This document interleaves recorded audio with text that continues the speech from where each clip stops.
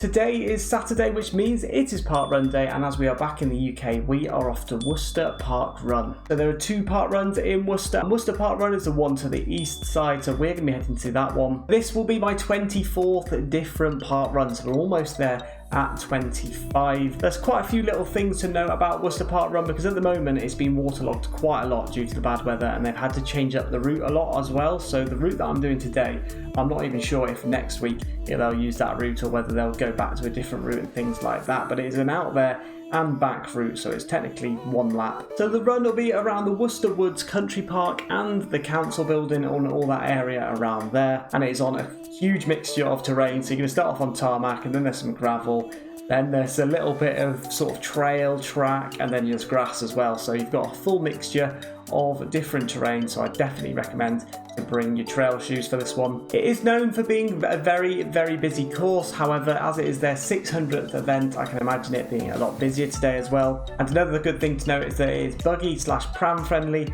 and it is also dog friendly too, so you can bring your dogs. It's also a slightly hilly course as well, and on the day it was quite boggy as well underfoot, which made it a lot more difficult. So probably not one for your PB, and it is also good to note that there are toilets at the start line for anyone that does want to go to the loo. But if you manage to get to this point and still wondering what is a parkrun, a parkrun is essentially a 5k run which is ran by a group of volunteers. It's a timed event as well, and once you get to the finish you get given a token where you scan it in with your own personalised barcode to get your finish time and finish position. And now a summary of the course which I did on the day, because as I was saying earlier, it has changed a lot recently. So it is an out there and back run. It is ran on grass, trail and tarmac as well, and as you can see in the top left, the elevation, there is a little bit of elevation, but it's not too bad. Elevation gain of 39 meters. And now let's take a look at the course in a little bit more detail then. So you are going to start off down here just below the council building and make your way along the road. So they close the road off here, you turn left, and once you've done that, you still make your way up to the top end of the road where you turn left again. And now this is sort of more of a path as you head your way into Nunnery Woods. Once you get to there, you're going to turn right. You're then going to go around a few different windy bends around trails again before you end up at the grass section here at the top. Now this is a very funny looking, it almost looks like vampire teeth here, but this is all grass and was very, very boggy on the day. So it was sort of an up and down field as well. So every time you hit the downs, put your foot straight into boggy water, and then once you've done that field, you're going to come back all the way following the same route, but this time you're going to keep going. This is then down a small little hill with a lake on your left hand side, and then you're back into sort of a trail section. As you make your way up, you do a U-turn at the far end, and then you head your way all the way back down. It's quite a windy little track in there, but there's loads of marshals in there too, pointing you in the right direction. And then once you make your way back up the hill around the lake, you then come off to the right hand side where it's back on tarmac, and then you'll reach that finish line. That's the course overview, and now let's have a look at some incredible records which have been set by runners at Worcester Parkrun. So the fastest male was Anthony Whiteman with a time of 14 minutes and 52 seconds, unbelievably impressive.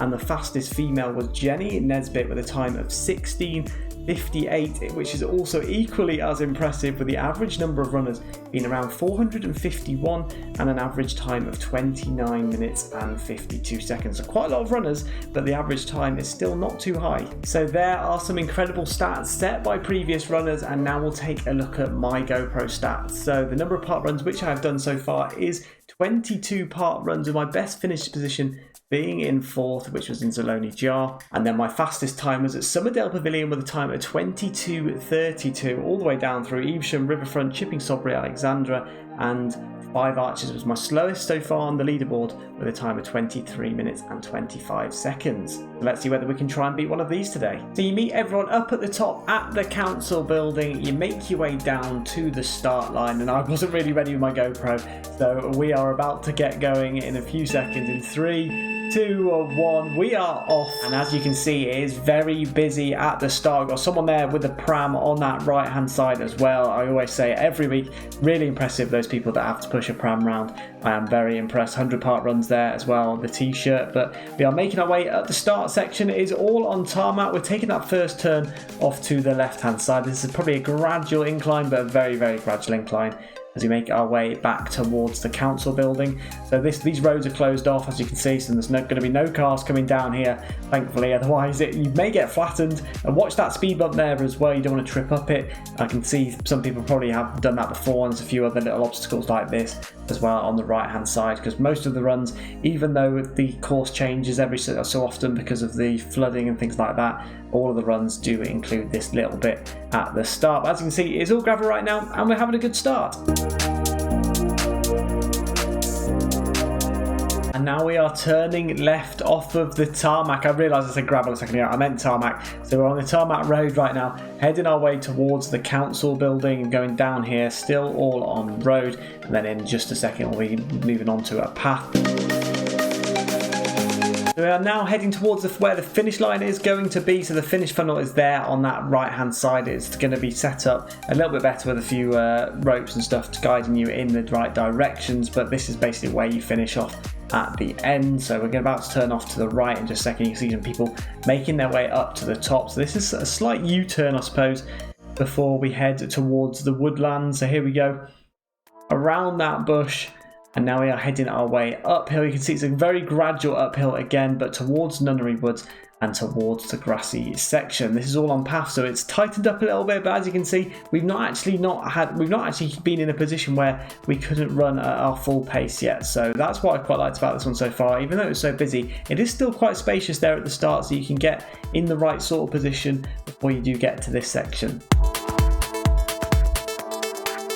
On the right hand side here you can see the car parks. This is where everyone can park their cars obviously, and then you make your way down to the start there, which was where the finish was, and then they'll take you down to where we actually started. But you can see it's still on path at the moment, and then we're about to turn left in just a second. Most of the hill is probably in this section, to be honest. There's not really much of an incline apart from here, but now we are turning left onto the road again. So it's going to be a road down this right hand side. It is a little bit potholey, so do be careful here as well. Maybe a speed bump. Watch out for cyclists as well. As you can see there on that right hand side, some cyclists just went past, so you don't want to get taken out by one of those. But we're going to run at the length of the woodlands now, where we enter at a point and then it'll be more of a track rather than tarmac.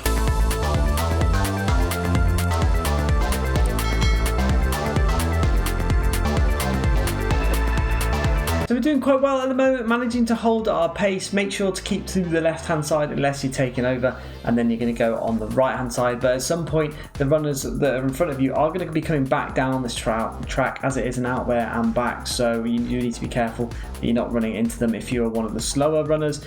So we're doing all right at the moment, still hard standing in this section, but we'll be entering the woodland in just a minute.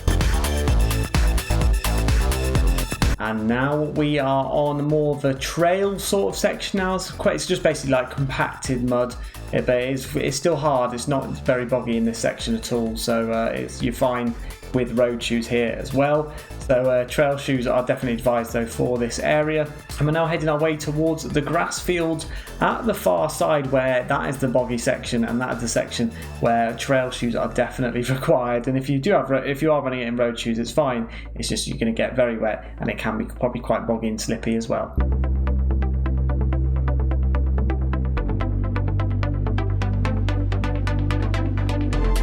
And now we are turning in towards the field, so it's quite a tight little turn there. So as you turn left, and it's quite windy in this sort of area here, but it's all again still hard standing as all the other bits have been. But a little layer of mud over the top, like we said before, which has been compacted down, and so it can be a little bit slippy if you are doing sort of sharp stops. But apart from that, you should be fine if you're just running forwards. But you can see in the distance now we are heading towards the fields. And now we are entering the Dracula Teeth field section, and as soon as you hit this bit, it starts to zap the energy out of you. So this is very boggy. It's up and down. It's quite, you can sort of see it there. It's just constant up, down, the whole way across this field and on your way back as well. It is very boggy, and like I said, zaps the energy out of you whilst you run this section. So make sure you don't run the first bit too quickly, because this bit is a lot harder. So once you've got around this grass section, then you can maybe pick up the pace again after that, because you're not going to do anything which is as hard as this bit. But this is the section really where you need to just be careful. Try and keep up on the top section, so try not to go in between the humps, because if you go in between the humps, that's where it's boggy and wet. But instead sort of try and hop over each of the humps rather than going straight directly into the bottom of one of the humps. And then once you've got to the end, you're going to turn left like we have just done here and head your way all the way to the other side, and then you just sort of come back in a zigzag pattern where you get back to the track that we just ran on.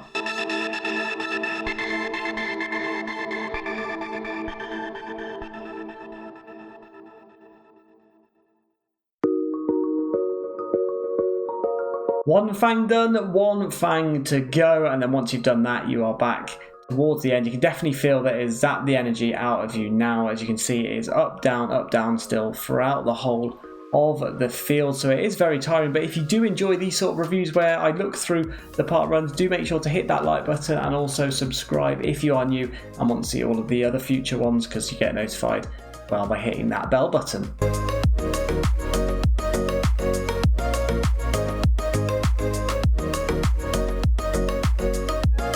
And you can breathe a sigh of relief. That is the grass section done, and now it is all hard standing from here. So you're back on that track which you were on previously. You can see the runners on the left hand side, which they don't know what is about to hit them as they get to that grass bit, but that has definitely slowed your time down by a good few minutes, I have to say. Because, well, not a few minutes, but by a good 30 seconds to a minute, because it is just so boggy at the moment. But when that is hard, then it would be much easier to do that per section, but not really the hilly ones. That is what we like to see as we head our way back towards the other end of the woods, which is good, and then we are heading to the second section, which is the lake bit.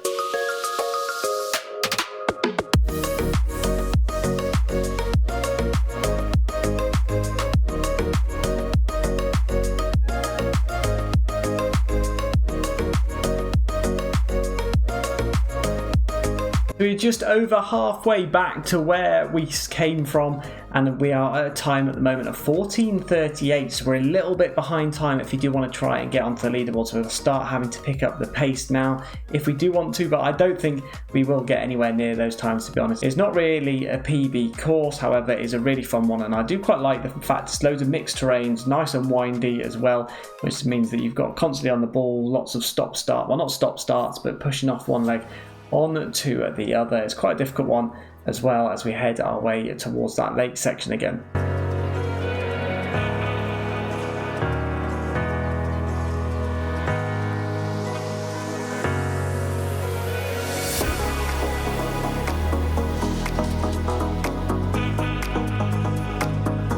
So you'll begin to recognise where we are now. So the car park is there on the left hand side, and this is where the finish line is coming up here. But instead of stopping here, we are going to be passing that section and heading our way to the hill down to the bottom of the lake and then into the woodlands again, but on the opposite side. So it's still got quite a little bit to go. It's probably done about 3.5k now, so we're doing our last 1.5 kilometers before heading to the finish line, which is there on the left. But instead of doing the U-turn which we did here previously, we are now heading our way straight forwards across to the other side, and now you'll notice a slight decline in just a second, but this is where the end is as well, so you have to do this incline which we're about to do right at the end, so you're knackered and you have to push your way up the hill. But here you go, you can see the decline there off to the left hand side, and it's all on hard standing though, so that's good to see. As you saw just then as well, the person in green was the person in first position, so very impressive, probably under 19 minutes, maybe 18 minutes and a half. Their second position passing us as well, and third, so very well done to them. You'll see as well that this section of the wood is a lot tighter with lots of little puddles. Make sure not to run it into the people on the opposite side as well. Very windy, so make sure to try and watch your feet, keep your foot in, and if you're tired, just slow down a little bit, take it easy around those corners, because you don't want to completely stack it and injure yourself.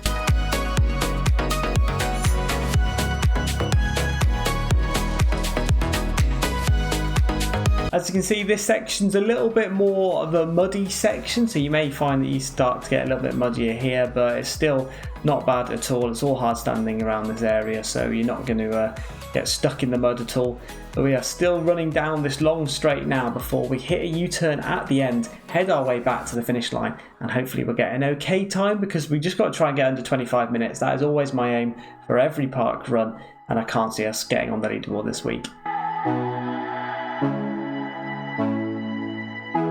And we have made it down the long section around this U-turn, and now we are heading our way back. So hopefully it's not too far from here now.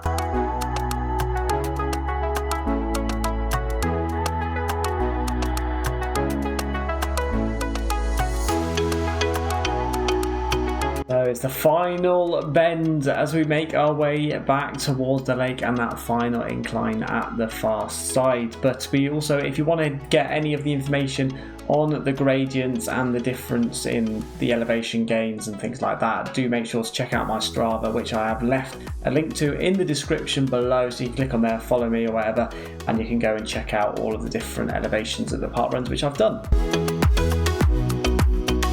This section is the windiest section of the run as well. Be careful with puddles as well, because I think down here there might be quite a bit of a puddle there on the left hand side. So if you're trying to dodge that puddle, do make sure to look in front as well to make sure that you're not running into the other person on the side that I was at. There's the lake on that right hand side, and now we are pushing our way up towards the final sprint.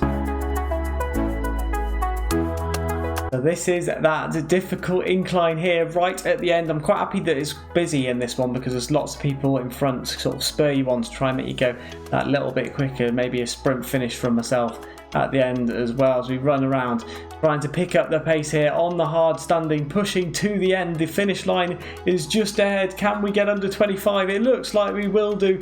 We're still sprinting. 24, 15, 16, 17, 18, 19 and 24, 20 is the time that we end up with a position of 58 as well. I did it before actually last year on my birthday, so I did a lot quicker time and a lot better position this time round, so I was very happy with my run. And that is Worcester Parkrun complete, ticking off that W on the alphabeteer challenge. That's the first W that we've done as well, so I was quite happy with that one. As you can see, quite a scenic route to be honest. Lots of woodlands, grassy areas. You've got the lake down at the bottom as well, which you run past, and then you've also got the council building. So lots of different things to run around, so you're constantly keeping your mind focused, and it's quite a windy course as well. But with that being said, the grassy section at our far end and the windy U-turns and things like that means that it is not a great one for a PB. So for this one, it's just ticking off another park run, and it is also a little bit of fun rather than trying to get your best time. And a huge congratulations to Worcester Parkrun as well. As I was saying earlier, it was their 600th event, which is really impressive. They must have been going on for years. Someone will have to let me know down in the comments just how many years that Worcester Parkrun has been going on for. And also a huge thank you to all of the volunteers that are still volunteering every week, because without them we would not be able to do this run, so a huge thank you there to them too. Although the weather was perfect on the day, as you can see, the running conditions weren't great. Maybe if you ran this in the summer and the bogginess had been completely removed and it was all hard ground and stuff like that, you might actually get a lot quicker time. So I'll have to maybe go back to it in the summer and see whether we can beat this time.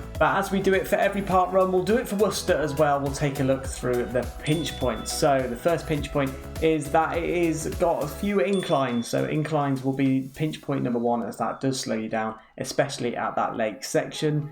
Number two is the boggy grassy field section that you have to do. I mean, that section might not be there when you go and do it, but when I did it, that definitely slowed me down. Number three is the windy bends going in and out and things like that. And then probably number four, potentially if you're in the middle of the pack, it could be congested, because with 500 nod runners, it is going to always be congested wherever you go. And finally, the most important part of the video for everyone that does want to attend Worcester Parkrun is the tips and tricks section. So we'll start off with transport as we usually do, and we'll start off with public transport, so buses which stop at the hospital and you can walk through from there. If you're going to be going by road, there is obviously parking around, all around, to be honest. There's loads of parking, so definitely going to find a space there if you do want to drive, and you can see it as we ran past there on the left hand side previously. And then finally, if you want to get there by train, there is the Worcester Shrub Hill station, which is the closest one, and then it is a 38-minute walk or a 7-minute drive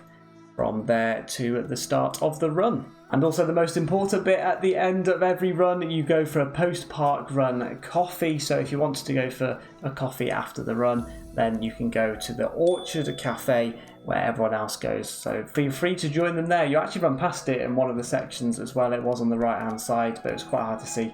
There was lots of people spectating and cheering you on to keep you going. And now back to my GoPro stats. So this was my number 23 of the park runs. We're getting very close to 25 now, and obviously earlier on I did say this was my 24th. I was wrong there. This is now my 23rd park run since starting, and my best finish position still stays as 4th, and all my fastest times still stay the same as well, as this was definitely not one for your PB. And that is it. There's not much more to say about Worcester Park Run, but I definitely recommend you going. But if you are a local and you do have other tips and tricks and other things that I may have said that are wrong, do make sure to let me know down in that comment section below, and I'll try and pin it to the top so that everyone else can see. But if you are finishing this video and thinking, oh, I want to watch another one of the park runs, which I have done, you can go and check out last week's run, which was in the Tokkoinranta Park Run in Finland. That was unbelievably stunning, and I definitely recommend you check that one out. Or you can go and check out all of my other ones in my worldwide park run playlist. Next week we are celebrating Chipping Sodbury Park Run's 10th anniversary, so that will be great fun as well. Hope you all enjoyed. Let me know by giving me a like and subscribe as well, and I'll see you all